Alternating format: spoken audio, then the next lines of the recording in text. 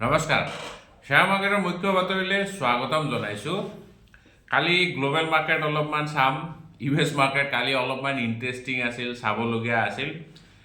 কালি ৰাতি মই বহুত দেৰি চাই আছিলোঁ US market. Nasdaq, S&P, Dow Jones তিনিওটা ইণ্ডেক্স গেপ আপ অপেন হৈছে, বিৰাটেই ধুনীয়া ওপৰত ট্ৰেড কৰি আছে। কিন্তু ছাডেনলি কি হ'ল গম নাপাওঁ। মইতো ঠিকে চাই আছিলোঁ, পিছত আৰু চোৱা নাই। আজি ৰাতিপুৱা দেখিছোঁ মাৰ্কেট ক্ৰেছ হোৱা লেখীয়া হৈ গৈছে। নেছডেক 1100 পইণ্টছৰ ইণ্টাৰডে প্ৰাইচ চুইং দেখাইছে। মই যেতিয়া কালি ৰাতি চাইছিলোঁ তেতিয়া প্ৰায় 1.5% মান ওপৰত ট্ৰেড কৰি আছিল। আজি ৰাতিপুৱা এতিয়া মই দেখিছোঁ প্ৰায় 2% মান নেগেটিভত ক্লজিং দেখাইছে। মানে ইণ্টাৰডে প্ৰাইচ চুইং 5%ৰ প্ৰাইচ চুইং দেখাইছে। মানে ওপৰৰ পৰা তললৈ নেছডেক 5% মুভ কৰিছে। চ' ইণ্টাৰডে ট্ৰেডাৰ্ছৰ কাৰণে এনেকুৱা মুভমেণ্টটো বিৰাটেই ধুনীয়া হয়। চ' যিয়ে নহওক কালি ইউএছ মাৰ্কেটত ভালেখিনি কাৰেকশ্যন দেখাইছে। নেছডেকে নহয়, ডাও জন্স যদি চাই, ডাও জন্সো প্ৰায় 1000 পইণ্টছৰ মোৰ দেন 1000 পইণ্টছ 1100-1200 পইণ্টছৰ ইণ্টাৰডে প্ৰাইচ চুইং দেখাইছে। শেষত গৈ পেলাই প্ৰায় 1% মান তলত ক্লজিং দেখাইছে। ঠিক তেনেকুৱা S&P-ও। আৰু কালি ইউএছত এনেকুৱা কাৰেকশ্যন দেখুৱাৰ মেইন কাৰণ কি? এগেইন AI ষ্টক বহুত দিনৰ পৰা ফ'কাছত আছে। AI ষ্টক সকলোৱে কৈ আছে বাবুলত আছে, বহুত ৰেলী কৰিছে। এই বাবুলটো যেতিয়া তেতিয়া বাৰ্ষ্ট হ'ব পাৰে। আৰু মাইকেল বেৰীয়েতো শ্বৰ্ট পজিশ্যন বনাই থৈ দিছে AI ষ্টকত। আৰু কালি NVIDIA 3.5% মান তলত ক্লজিং দেখাইছে, পেলেণ্টিৰ 6% তলত ক্লজিং দেখাইছে। তাৰমানে AI ষ্টক কালি ভাল ধুলাই পিটাই হৈছে। আৰু সেইটো কাৰণে নেছডেক চবতছে বেছি কালি নামিছে। নেছডেক প্ৰায় 2%ৰ ওপৰত গৈ পেলাই ক্লজিং দেখাইছে। তো ইউএছ মাৰ্কেটটো নেগেটিভে হয়। আৰু পজিটিভ কি? পজিটিভ কালি ডেটা অলপমান পজিটিভ হয়।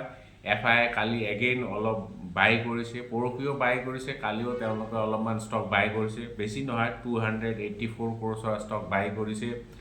আৰু DIটো বাই কৰি আছে 824 ক্ৰ'ৰ। চ' FI যদি বাই কৰে, DI অলপ কমকৈ বাই কৰে। আৰু FI যদি চেল কৰে, DI বেছিকৈ বাই কৰে। সেইটো মানে কাইণ্ড অফ শ্বক এবজৰ্বাৰৰ নিচিনা DI ডেটাবিলাক। আৰু পজিটিভ কি? নেছডেক আৰু ডাও জন্স ফিউচাৰ্ছ এতিয়া পজিটিভ জোনত ট্ৰেড কৰি আছে। প্ৰায় আধা % ওপৰত ট্ৰেড কৰি আছে। তাৰমানে কালি যোনখিনি কাৰেকশ্যন দেখাইছে সেইখিনি মানে পস্তাই আছে, অলপমান এতিয়া পজিটিভ জোনত ট্ৰেড কৰি আছে। এছিয়ান বজাৰ যদি চাই, এছিয়ান বজাৰ এগেইন নেগেটিভ। নিকেই প্ৰায় 2% মান তলত ট্ৰেড কৰি আছে। কালিতো বহুত ধুনীয়া ৰেলী কৰিলে, 4% ওপৰত আছিল। আজি এতিয়া 2% নেগেটিভ তলত ট্ৰেড কৰি আছে। ঠিক তেনেকুৱা হেংচেঙত জাষ্ট অ'পেন হৈছে, কিন্তু নেগেটিভ জোনত এতিয়া আছে। চ' অভাৰঅল যদি চাই চেণ্টিমেণ্ট নেগেটিভে, গিফ্ট নিফটি 70 পইণ্টছৰ গেপ ডাউন অ'পেনিং ইণ্ডিকেট কৰি আছে। তো আমাৰ মাৰ্কেট আজি কি হ'ব পাৰে? চাওক, নিফটিৰ যদি ট্ৰেণ্ড চাই আমাৰ মাৰ্কেট অলপমান পজিটিভে হয়। যোৱা কেইদিনমানৰ পৰা 8-10 দিনমানৰ পৰা ভাল ৰেলী কৰিছে। 8-10 দিন নহয়, অলমষ্ট আধা মাহ ধৰি পেলাই, আধা মাহ মানে নৱেম্বৰৰ ষ্টাৰ্টিঙৰ পৰা আমাৰ মাৰ্কেট ৰিকভাৰ হোৱা ষ্টাৰ্ট কৰিছে। আৰু এতিয়া কালি লাইফ হাই বহুত ওচৰত গৈ পেলাই অলপমান ৰিট্ৰেচ কৰিছে, কিন্তু লাইফ টাইম হাইৰ ওচৰতে ক্লজিং দেখাইছে। আৰু নিফটিৰ কাৰণে ক্ৰুচিয়েল লেভেল 26,000 লেভেল হয়। সেইটো লেভেলৰ ওপৰত যেতিয়ালৈকে ছাষ্টেইন কৰি আছে তেতিয়ালৈকে বিন্দাছ ভাবি থাকক, মাৰ্কেট বুলিছিয়া হ'ব, ওপৰলৈ যোৱাৰে চান্স আছে। আৰু মোৰ লাগিছে যদি গেপ ডাউন অ'পেনিং হয় তেতিয়াহ'লে এইটো এটা বাইং অপৰচুনিটি হ'ব। বাই অন ডিপ ষ্ট্ৰেটেজি আমি এতিয়া এডপ্ট কৰিব লাগে। চ' যদিও আজি নিফটি গেপ ডাউন হৈ পেলাই অ'পেন হয়, মোৰ লগা নাই 26,000ৰ তলত যাব আৰু নেগেটিভ হ'ব। চ' আজি পজিটিভ হোৱাৰে চান্স আছে, যদিও ইউএছ মাৰ্কেট বা গ্ল'বেল মাৰ্কেট অলপমান নেগেটিভ। আচ্ছা, এইপিনে কালিতো নহয়, পৰহিয়ে ডোনাল্ড ট্ৰাম্পেতো ধমকিয়ে দি থাকে। তেওঁলোকৰ ট্ৰেজাৰী ছেক্ৰেটাৰী স্কট বেচেণ্টক কৈছে যদি ইণ্টাৰেষ্ট ৰেট কাট নহয় তেতিয়াহ'লে আই উইল ফায়াৰ ইউ। চ' কৈছে জেৰম পাৱেল চাহেবক বুজাওক যে ইণ্টাৰেষ্ট ৰেট কাট কৰিব লাগে। একচুৱেলি ইউএছত ইণ্টাৰেষ্ট ৰেট বহুত ওপৰ লেভেলতে আছে। চ' ট্ৰাম্পেতো প্ৰায় সকিয়নি দিয়ে আছে যে ইণ্টাৰেষ্ট ৰেট কাট কৰিব লাগে। কিন্তু ট্ৰেজাৰী ছেক্ৰেটাৰী বা আৰ বি আইটো নহয়, তেওঁলোকৰ মানে চেণ্ট্ৰেল বেংকৰ চেয়াৰমেনে কি কৰিব, যেতিয়ালৈকে ইনফ্লেশ্যনটো কণ্ট্ৰল নহয় তেতিয়ালৈকে তেওঁলোকে একো কৰিব নোৱাৰে। চ' তেওঁলোকে ইণ্টাৰেষ্ট ৰেট কাট কৰা নাই। চ' গতিকে কাহিনীটো তেনেকুৱা হৈ আছে, ধমকিয়ে চলি আছে। চ' যিয়ে নহওক এনেকুৱা চলি থাকিব। আৰু বিটকইন যদি চাই, বিটকইন 7 মান্থছ ল' ট্ৰেড কৰি আছে। এতিয়া $87,000 তলত ট্ৰেড কৰি আছে বিটকইনৰ মূল্য। চ' ক্ৰিপ্টো মাৰ্কেটো অলপমান কাৰেকশ্যন ফেজত আছে। চ' অভাৰঅল নেগেটিভে ক'ব পাৰে। আৰু কালি এটা নিউজ পালোঁ মই, চেবিয়ে ফ্ৰণ্ট ৰানিং এক্টিভিটিত এজন মানুহক 96 লাখ ৰুপিজৰ ফাইন চাৰ্জ কৰিছে। মানুহজনৰ নাম হৈছে Atul Gopeswar Chaturvedi. Front running activity মানেতো গমেই পায়, মানে আগতীয়া ইনফৰমেশ্যন লৈ পেলাই সেইটোৰ ফাইদা উঠাই পেলাই ট্ৰেড কৰে, তাৰপিছত সেইটো ইনফৰমেশ্যন পাব্লিক কৰি দিয়ে, আৰু সেইটো কোৱা হয় ফ্ৰণ্ট ৰানিং এক্টিভিটি। চ' সেইটো চেবিৰ মতে ইলিগেল হয়। চ' সেইটো কাৰণে অতুল গোপেশ্বৰ চতুৰ্বেদীক 96 লাখ ৰুপিজৰ ফাইন লগাই দিছে। তেওঁৰ অভাৰঅল প্ৰফিট হৈছিলে প্ৰায় 1.5 কোটিমান টকা, কিন্তু তাৰে 96 লাখ ৰুপিজ এতিয়া ফাইন দিব লগা হৈছে, আৰু ফাইনটো দিছেও। আচ্ছা, এইপিনে কেপিলাৰী টেকন'লজিৰ IPO মোটামুটি ভাল ছাবস্ক্ৰিপশ্যন পাইছিলে, 53 টাইমছ অভাৰ ছাবস্ক্ৰাইবড হৈছিলে। চ' আজি লিষ্টিং আছে, চাই লওঁ। অলপ পজিটিভ জোনত লিষ্ট হ'ব লাগে, লেটছ চি। আচ্ছা, দুটামান কুৱেৰি লওঁ, তাৰপিছত আমি ষ্টক স্পেচিফিক নিউজ অলপমান চাম। বেছি কুৱেৰি নলওঁ, টাইমো ইমান নাই, অলৰেডি 7 মিনিটমান গ'লে। কুৱেৰি কোনটো ল'ম? আচ্ছা, এটা কুৱেৰি বহুত দিনৰ পৰা আছে, এইটো জয়ন্ত নাথ বুলি।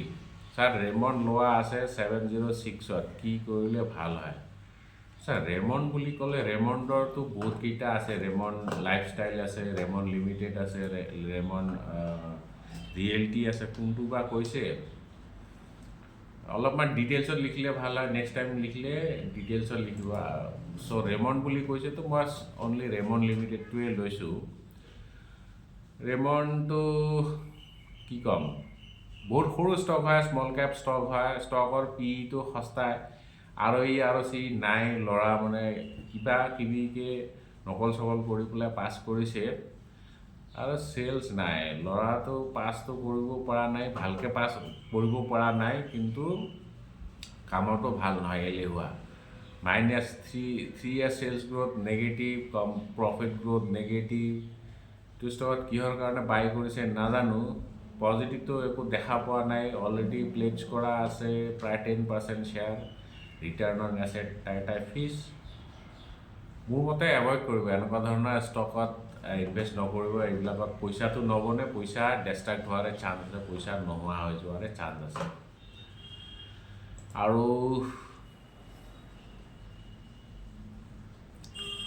চেবি ৰেজিষ্টাৰ এপ কোনবিলাক জনাব please. All mix videos. Okay, কালি যোনটো মই ভিডিঅ' বনাইছিলোঁ, মানে আমাৰ বণ্ড প্লেটফৰ্মক লৈ পেলাই চেবিয়ে যে কচন জাৰি কৰিছে, সাৱধানতা সতৰ্কবাণী দিছে, তাৰ ওপৰত যোনটো ভিডিঅ' বনাইছোঁ তাত চাওক। যিকোনো আপুনি বণ্ড প্লেটফৰ্ম বা য'ত আপুনি ইনভেষ্ট কৰিব বিচাৰিছে, সেইটো মানে চবতছে চিম্পলেষ্ট কামটো হ'ল চিধা নামটো ল'ব, আৰু ৱেবছাইটটো প্ৰথমতে চাই ল'ব। ৱেবছাইটৰ তলত চেবি ৰেজিষ্ট্ৰেশ্যন নাম্বাৰটো থাকিব। যদি চেবি ৰেজিষ্ট্ৰেশ্যন নাম্বাৰ আছে, সেইটো আপুনি এবাৰ চেক কৰি ল'ব, সেইটো অথেণ্টিক হয়নে নাই। চেক কৰাটো একেবাৰে ইজি। চেবিৰ ৱেবছাইটত যাব, তাত গৈ আপুনি অপশ্যনটো পাই যাব, মানে অথেণ্টিচিটি, মানে ৰেজিষ্টাৰ্ড ব্ৰকাৰ বুলি বা ৰেজিষ্টাৰ্ড প্লেটফৰ্ম বুলি। ত' তাত গৈ পেলাই নাম্বাৰটো চাৰ্চ কৰিব, বা নাম্বাৰ যদি নাই তেতিয়াহ'লে নামটো চাৰ্চ কৰিব, যদি আছে তেতিয়াহ'লে তাতে বিনিয়োগ কৰিব। আৰু এনে কেইটামান নাম থকা এপ, যেনেকৈ আমি প্ৰায় শুনিছোঁ JM ফাইনেন্সিয়েল, তাৰপিছত নৰ্দাৰ্ণ আৰ্ক বুলি আছে, NJ বুলি আছে। চ' এইবিলাক কিছুমান কি কয়, মানে অলপ নাম থকা প্লেটফৰ্ম, যাৰ থ্ৰুদি আপুনি বণ্ড মাৰ্কেটত বিনিয়োগ কৰিব পাৰে। আৰু নতুন যদি কিবা পায়, সদায় চেবি ৱেবছাইটত গৈ পেলাই চেক কৰিব, ঠিক আছে। আচ্ছা এতিয়া অলপ ষ্টক স্পেচিফিক নিউজ চাওঁ TCS আজি ফ'কাছত থাকিব TCSৰ এটা ছাবচিডিয়াৰী আছে হাইপাৰ ভল্ট যোনটো AI কাম কৰে সেইটোত এটা ডাঙৰ বিনিয়োগ আহিছে TPG টেৰাবাইট বিটকো বুলি তেওঁলোকে $1 মিলিয়ন ইনভেষ্ট কৰিব বিচাৰিছে মানে এইটো 18,000 crore আমাৰ ইণ্ডিয়ান কাৰেঞ্চিত 18,000 crore 1 মিলিয়ন নহয় কিমান বা নাজানো কিন্তু ইণ্ডিয়ান কাৰেঞ্চিত 18,000 crores বিনিয়োগ কৰিব বিচাৰিছে আৰু এইটো মেইনলি ফ'কাছড হ'ব AI আৰু ডেটা চেণ্টাৰ ৰিলেটেড কামৰ ওপৰত ঠিক আছে চ' TCS AI মানে মোটামুটি ভাল কাম কৰি আছে চ' TCS আজি ফ'কাছত থাকিব Hyundai India 21.6 crore ইনভেষ্ট কৰিছে ছেকেণ্ড ট্ৰেন্স মানে তেওঁ এটা কোম্পানীত তেওঁলোকে এইটো এটা ছাবচিডিয়াৰীয়ে হয় FPEL TN Wind Farm মানে তেওঁলোকে ৰিনিউৱেবল এনাৰ্জি ছেক্টৰত এণ্ট্ৰি কৰিছে তো তাতে 25.58 লাখ শ্বেয়াৰ ইকুইটি শ্বেয়াৰ তেওঁলোকে একুৱায়াৰ কৰিছে উইথ ৰুপিজ 21.46 crore দি পেলাই চ' এতিয়া তেওঁলোকৰ হোল্ডিং হৈছে 26.49% হোল্ডিং সেইটো কোম্পানীত মানে FPEL TN এইটো এটা হেৰি কি কয় উইণ্ড ফাৰ্ম হয় টোটেল ইনভেষ্টমেণ্ট এতিয়া আছে 38 crores so' and JSW energy তেওঁলোকে লেটাৰ অফ ইণ্টেণ্ট ৰিচিভ কৰিছে তেওঁলোকে মানে ৰায়গড়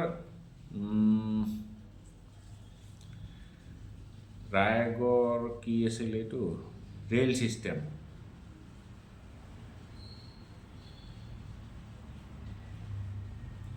ৰায়গড় কেম্পা কি লিখিছোঁ হেণ্ডৰাইটিং ইমানে বিৰাট ধুনীয়া চ' নিজে ধৰিব পৰা ৰায়গড় কেম্পা ৰেল ইনফ্ৰা এইটো এটা NCLTত যোৱা কোম্পানী হয় মানে বেংক্ৰাপচি কোৰ্টত তেওঁলোকে এপ্লাই কৰিছে কাৰণে কোম্পানীটো বেংক্ৰাপ্ট হৈ গৈছে চ' সেইটো কোম্পানী তেওঁলোকে বাই কৰিব বিচাৰিছে JSW এনাৰ্জিয়ে এইটো ৰেল ইনফ্ৰা হয় মেইনলি তেওঁলোকে KSK যোনটো কোল এটা ষ্টিল প্লাণ্ট আছে KSK Mahanadi power plant steel plant নহয় পাৱাৰ প্লাণ্ট চ' এই পাৱাৰ প্লাণ্টটো তেওঁলোকে এতিয়া একুৱায়াৰ কৰিছে অলৰেডি তেওঁলোকে ৰায়গড় কেম্পা যোনটো ৰেল ইনফ্ৰা আৰু ৰায়গড় ৰেল ইনফ্ৰা যোনটো আছে কেম্পা ৰেল ইনফ্ৰা সেইটো মানে এই পাৱাৰ মহানদী মানে KSK মহানদী যোনটো পাৱাৰ প্লাণ্ট আছে তালৈকে কোল ট্ৰান্সপৰ্ট কৰে চ' এতিয়া কোম্পানীটোৱে দুইটা একুৱায়াৰ কৰিছে থ্ৰু কৰ্পৰেট ইনচলভেঞ্চি